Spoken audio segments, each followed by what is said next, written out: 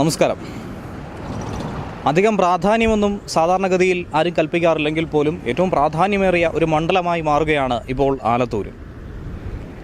എപ്പോഴും LDFനെയും കോൺഗ്രസിനെയും UDFനെയും ഒരുപോലെ തന്നെ ഞെട്ടിക്കുന്ന ഒരു മണ്ഡലം തന്നെയാണ് ആലത്തൂർ എന്ന് പറയുന്നത്.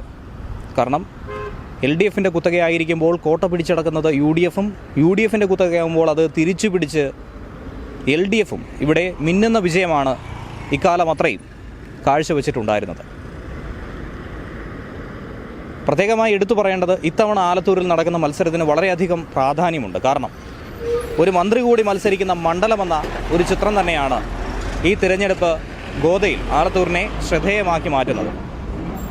2019 കാര്യം പരിശോധിക്കുകയാണെങ്കിൽ 2019 LDF MP ആയിരുന്ന സിറ്റിംഗ് MP ആയിരുന്ന PK ബിജുവിനെ പാട്ടും പാടിയാണ് രമ്യ ഹരിദാസ് എന്ന ചെറുപ്പക്കാരി തോൽപ്പിച്ചിട്ടുള്ളത്. ആലത്തൂരിൻ്റെ ചരിത്രം തന്നെ അങ്ങനെ തന്നെയാണ്. ചെറുപ്പക്കാർക്ക്, വിദ്യാർത്ഥികൾക്ക് വഴിമാറി കൊടുക്കുന്ന ഒരു മണ്ഡലമാണ് ആലത്തൂർ എന്ന് പറയുന്നത്.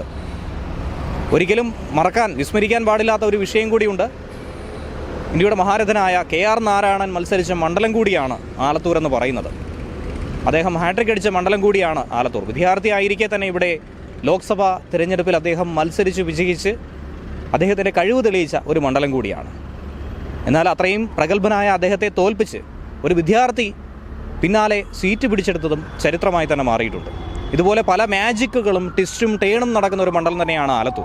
സ്ഥാനാർത്ഥികളെ പരിചയപ്പെടുകയാണെങ്കിൽ LDF സ്ഥാനാർത്ഥിയായി നിലവിൽ ദേവസ്വം മന്ത്രി കൂടിയായിട്ടുള്ള S രാധാകൃഷ്ണനെയാണ് അവതരിപ്പിക്കുന്നത്. അദ്ദേഹം ജനകീയ മുഖമാണ്, ഇവിടുത്തുകാരനാണ്, ജനങ്ങൾക്ക് പരിചിതനാണ്. അദ്ദേഹം പലതരത്തിലുള്ള വാഗ്ദാനങ്ങൾ മുന്നോട്ട് വയ്ക്കുന്നുണ്ട്. മണ്ഡലത്തിൻ്റെ വികസനത്തിന് സർവോന്മുഖമായിട്ടുള്ള പല പരിഷ്കാരങ്ങളും നടപ്പിലാകാമെന്നുള്ള അവസരം തന്നെയാണ് മുന്നോട്ട് നീക്കുന്നത്.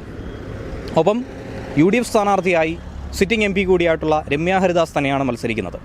ഇത്തവണയും പാട്ടും പാടി തന്നെ ജയിക്കാമെന്നുള്ള ഒരു ആത്മവിശ്വാസത്തിൽ തന്നെയാണ് രമ്യ ഹരിദാസ് ഉള്ളത്. തുടക്കം മുതൽ തന്നെ പല വിവാദങ്ങളിലും ഏർപ്പെട്ട MP ഇപ്പോഴും അതിലൂടെ തന്നെ സഞ്ചരിച്ചു കൊണ്ടിരിക്കുന്നു.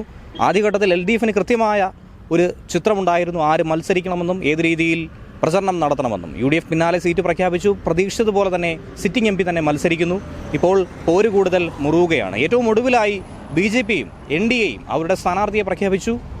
വളരെ പ്രത്യേകമായി എടുത്തു പറയേണ്ടത് SFIക്ക് അടക്കം വെല്ലുവിളി ഉയർത്തുന്ന ഒരു സ്ഥാനാർത്ഥി തന്നെയാണ്, CPMന് വെല്ലുവിളി ഉയർത്തുന്ന ഒരു സ്ഥാനാർത്ഥിയാണ് പ്രൊഫസർ TN സരസു. ടീച്ചറെക്കുറിച്ചും വലിയ മതിപ്പ് തന്നെയാണ് മണ്ഡലത്തിൽ ഇപ്പോൾ പലരും പങ്കുവയ്ക്കുന്നത്. അതുകൊണ്ട് തന്നെ BJPയെ സംബന്ധിച്ച് വോട്ട് ഷെയർ വർദ്ധിപ്പിക്കുക ഒരു നിർണായക ശക്തിയായി മാറുക. അതുപോലെ LDFനെയും UDFനെയും സംബന്ധിച്ച് പറയുകയാണെങ്കിൽ സീറ്റ് തിരിച്ചു പിടിക്കുക എന്നുള്ള അഭിമാന പോരാട്ടം LDFനും സീറ്റ് നിലനിർത്തുക എന്നുള്ള വാശി അത് UDFനുമുള്ളത് തന്നെയാണ്. എന്ത് സംഭവിക്കുമെന്നുള്ളത് കണ്ടു തന്നെ അറിയേണ്ടതാണ്.